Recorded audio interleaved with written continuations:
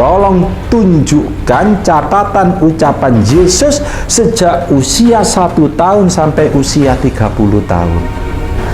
Kalau bisa menunjukkan, saya akan masuk Kristen. Ya, saya masuk Kristen secara tulus. Yang kedua, kalau bisa menunjukkan catatan ucapan Yesus usia 1 tahun sampai 30 tahun, potong kelingking jari saya. Sampai sekarang pun seluruh orang Kristen di dunia, mulai yang tingkat awam sampai paus, tidak pernah ada catatan ya ucapan Yesus usia 1 tahun sampai usia 30 tahun. Lah biasanya pendeta-pendeta mengatakan, lah mengapa itu nggak dicatat? Lah karena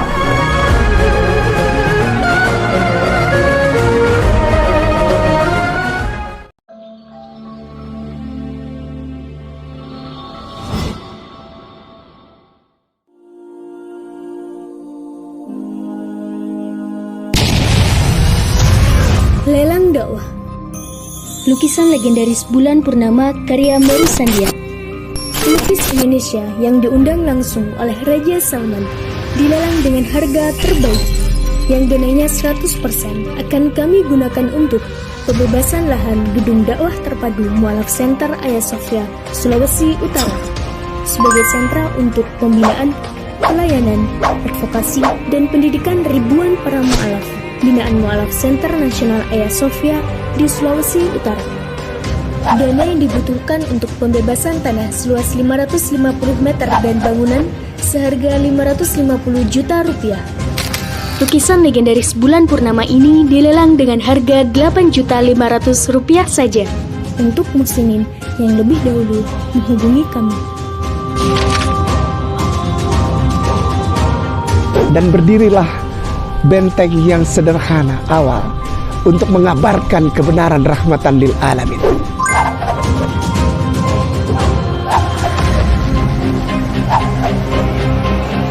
nah, di Islam sholat dimanapun sama, ya.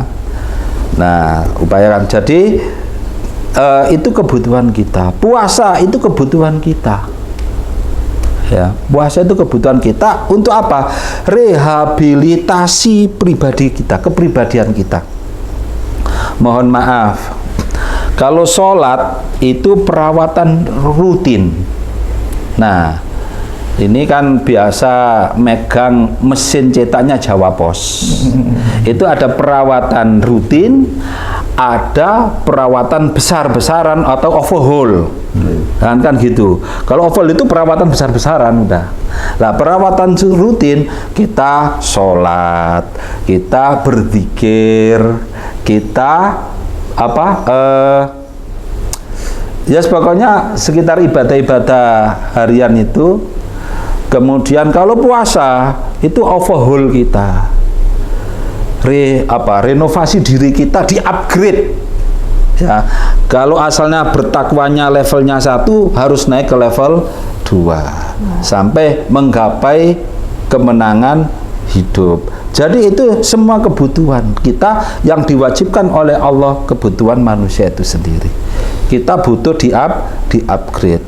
Nah, kalau kita di-upgrade oleh manusia, mahal itu. Ya. Ini Pak Misbah ini bagian HRD-nya Jawa Pos, upgrade karyawannya itu mahal ya biaya. Lah, kita itu butuh tiap tahun di-upgrade oleh Allah. Ya, butuh di-upgrade, meningkat kualitas kita. Nah, jadi itu kemudian mohon maaf, bawa Bible. Tolong buka Yohanes 1 ayat 1. Pada mulanya adalah firman, firman itu bersama-sama dengan Allah dan firman itu adalah Allah. Nah, ayat 14.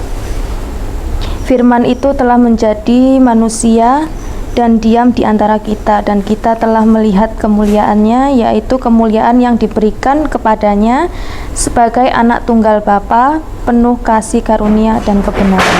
Nah, di situ disebutkan pada mulanya adalah Firman. Firman bersama Tuhan, dan firman itu adalah Tuhan, ya kan? Ayat 1 firman itu adalah Tuhan. Ayat 14 firman ini kemudian menjadi manusia.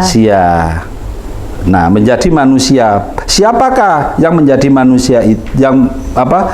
Manusia siapa ini? Yaitu Yesus, kan gitu, anak tunggal Tuhan, kan gitu, anak tunggal. Oke.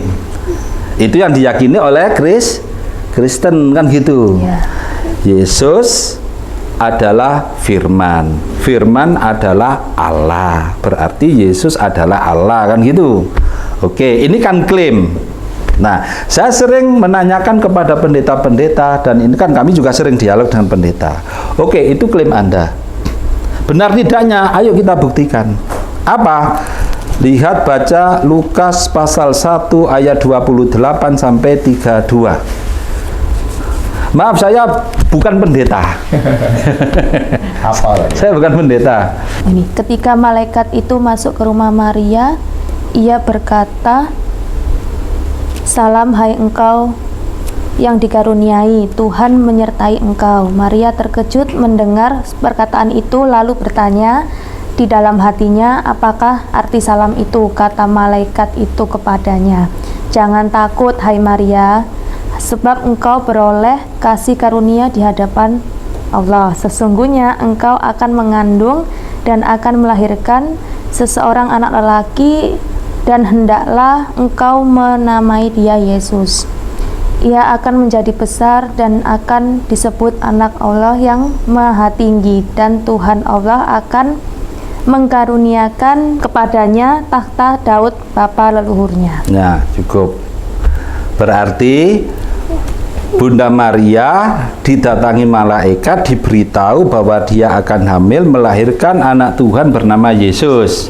Anak Tuhan ya, sudah bernama Yesus. Berarti Bunda Maria tahu ya. Lanjutkan yang pasal 2 ayat 8 sampai ayat 13. Di daerah itu ada gembala-gembala yang tinggal di padang menjaga kawanan ternak mereka pada waktu malam. Tiba-tiba berdirilah seorang malaikat Tuhan di dekat mereka, dan kemuliaan Tuhan bersinar meliputi mereka, dan mereka sangat ketakutan. Lalu kata malaikat itu kepada mereka, "Jangan takut, sebab sesungguhnya aku memberitakan kepadamu kesukaan besar untuk seluruh bangsa. Hari ini telah lahir bagimu juru selamat, yaitu Kristus Tuhan di kota Daud.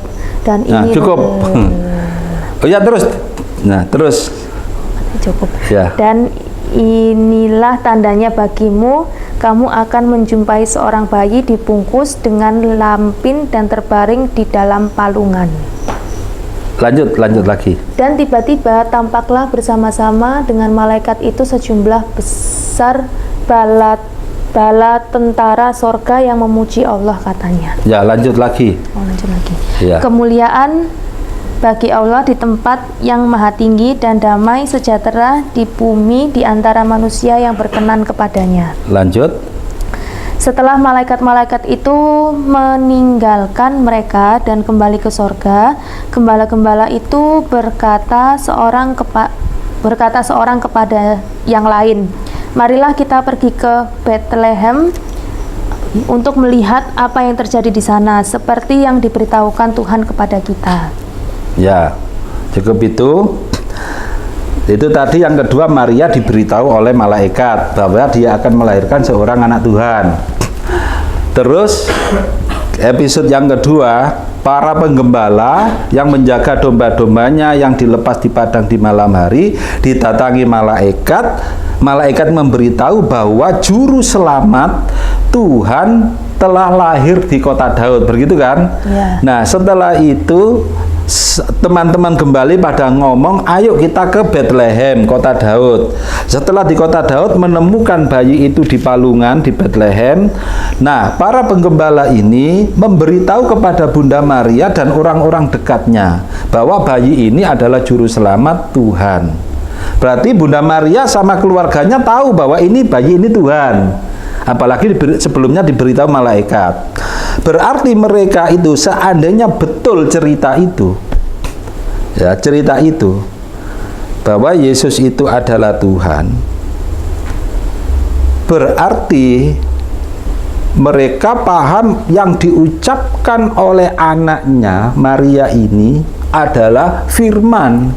Karena di Yohanes 1 ayat 1 sampai 14, firman telah menjadi manusia. Ya, sejak bayi. Berarti apa yang diucapkan Yesus adalah firman. Sebab Yesus itu, wujud manusia Yesus, bahkan daging Yesus itu adalah wujud dari firman Tuhan. Berarti apa yang disabdakan Yesus itu adalah firman. Kan gitu. Berarti mesti diingat karena ini firman. Ucapan suci pasti diingat, dicatat oleh Bunda Maria, keluarganya, orang-orang dekatnya. Kan begitu logikanya. Saya tanya pada pendeta-pendeta di YouTube ada, ketika saya dialog dengan Kristen Ortodoks Syria, yang pertama Dr. Pangeran Manurung MTH sama Gracia Bello. Ya, Gracia Bello.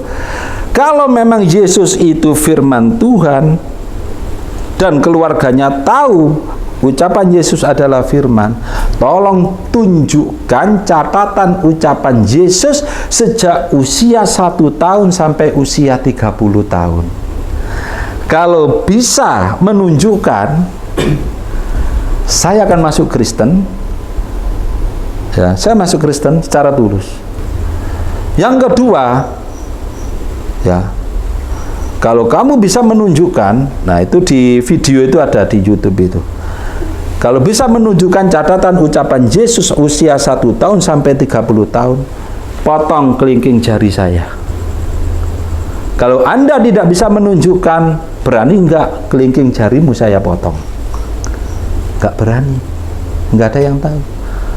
Sampai sekarang pun seluruh orang Kristen di dunia, mulai yang tingkat awam sampai paus, tidak pernah ada catatan ya ucapan Yesus usia 1 tahun sampai usia 30 tahun. Lah biasanya pendeta-pendeta mengatakan, lah mengapa itu enggak dicatat? Lah karena dalam tradisi Yahudi, ya, orang boleh mengajar sebagai guru agama minimal usianya 30 tahun. Itu syarat utama untuk menjadi guru agama di lingkungan Yahudi. Lah rupanya mereka lupa apa? Di antara syarat utama usia 30 tahun, syaratnya adalah harus sudah menikah. Kalau tidak menikah, pasti dihujat, dilarang oleh tokoh-tokoh atau imam-imam Yahudi untuk mengajar agama. Ya, alasannya itu. Dan juga ternyata di Lukas pasal 2 ayat 42 sampai ayat 52. Ya, pasal 2 ayat 42 sampai 52. Katanya tadi, ya, baru usia 30 tahun tercatat. Ternyata di situ di Lukas pasal 2 ayat 42 sampai 52, usia Yesus masih 12 tahun tercatat di situ. Betul Pak Pendeta ya? Tercatat kan, ada di situ. Katanya tadi, loh, karena belum mengajar nggak dicatat. Kan gitu. Lah baru usia 30 tahun baru dicatat karena saat mengajar boleh ngajar. Nah, pendapat itu salah. Karena apa? Usia 12 tahun nggak ada catatan di situ di Lukas. Ini waktu itu kan Paul Jang, terus apa? Gracia Bello, pendeta lain-lain. Ya saya tertawain, saya bantah dengan itu, ayat itu. Nah, kemudian bukti bahwa Yesus sama sekali tidak memiliki kodrat ketuhanan. Nah, di Konsili Kalsedon tahun 450 ya, 450 itu ya kita anggap apa, kita biar lebih paham konsili itu apa ya, Kongres Kristen Sedunia kan gitu Pak Pendeta gitu ya. Kongres Kristen Sedunia menetapkan Yesus memiliki dua adikodrati atau duinatur, istilahnya pendeta Dr. siapa Muriwali Yanto Matalu ya, itu moderatornya itu. Ya. punya dwi natur atau dua adikodrati. Yang pertama 100% berkodrat manusia dan 100% berkodrat ketuhanan. Oke, kalau memang begitu, bagaimana dengan Lukas pasal 22 ayat 43 dan 44? Ketika Yesus ketakutan akan ditangkap di Bukit Getsemani, ya, teman-teman Yesus sudah berjaga-jaga bawa pedang, kan jaga-jaga kan, bawa pedang. Terus Yesus menyingkir seperlempar batu. Jadi sejarah kita melempar batu mungkin 50 meter ya. Ya, Yesus sholat berdoa dengan rasa ketakutan. Nah, didatangi oleh malaikat, malaikat memberi kekuatan Yesus. Yesus diberi kekuatan oleh malaikat. Yesus semakin ketakutan. Nah, peluhnya bertetesan seperti titik-titik darah penghabisan karena saking takutnya itu. Lah, yang pertama, kalau memang dia memiliki dua adikodrati, berarti di mana kodrat ketuhanan Yesus saat ketakutan itu? Kemana? Yang kedua, mustahil Yesus yang punya kodrat kemanusiaan dan kodrat ketuhanan diberi kekuatan oleh malaikat. Seharusnya Yesus dengan kekuatan kodrat ketuhanannya memberi kekuatan kepada malaikat, bukan malaikat yang memberi kekuatan kepada Yesus. Nah, ayat ini pernah dicomot dari halaman Alkitab. Jadi ayat itu pernah dicomot dari halaman Alkitab. Ya. Karena apa? Karena ayat ini menunjukkan Yesus terlalu manusiawi. Nah, itu. Di mana keterangan itu? Dari kitab Perjanjian Baru terbitan Arnoldus Ende. Percetakan Arnoldus Ende dari Lembaga Biblika Indonesia. Jadi nanti Bapak mantan pendeta saya tunjukkan itu, karena Bapak pendeta kan Protestan. Nah, ini yang Katolik. Lembaga Biblika Indonesia ada keterangannya itu. Ayat ini pernah dicopot pada abad kedua Masehi. Mengapa dicopot? Karena menunjukkan kelemahan Yesus terlalu manusiawi. Yesus ketakutan. Katanya punya dua adikodrati ini. Nah, itu. Coba dibuka Markus 16 ayat 15 sampai ayat 18 ya. Lalu ia berkata kepada mereka, pergilah ke seluruh dunia, beritakanlah Injil kepada segala makhluk. Ya. Siapa yang percaya dan dibaptis akan diselamatkan, tetapi siapa yang tidak percaya akan dihukum. Terus Tanda-tanda ini akan menyertai orang-orang yang percaya. Mereka akan mengusir setan-setan demi namaku. Mereka akan berbicara dalam bahasa-bahasa yang baru bagi mereka. Mereka akan memegang ular, dan sekalipun mereka minum racun maut, mereka tidak akan mendapatkan celaka. Mereka akan meletakkan tangannya atas orang sakit, dan orang itu akan sembuh. Ya, cukup. Di situ disebutkan bahwa Yesus menyuruh murid-muridnya menyebarkan Injil ke segala makhluk, kan gitu. Nah, tanda-tanda orang yang sudah beriman pada Yesus sebagai Tuhan apa? Satu, bisa mengusir setan, kan gitu ya. Dua, bisa berbicara dalam bahasa-bahasa yang baru. Tiga, megang ular yang berbisa. Jangankan megang ular berbisa, minum racun maut pun tidak akan mati, tidak akan celaka. Empat, apabila tangannya diletakkan pada bagian tubuh yang sakit, maka bagian tubuh itu akan sembuh. Kan gitu. Nah, Pendeta Budi Asali sama Pendeta Ezra Soro, saya hanya minta dua, Pak. Bapak ini kan sudah beriman, apalagi sudah doktor. Saya katakan itu, sudah beriman pada Yesus, apalagi sudah doktor. Berarti, nah, minum racun maut tidak akan mati. Ya, lah kalau sudah minum racun maut tidak mati, saya ajak ke rumah sakit Kristen, sembuhkan orang-orang Kristen yang sakit terbaring di rumah sakit Kristen itu sendiri. Ada William Booth, Dr. Sutomo kan ada.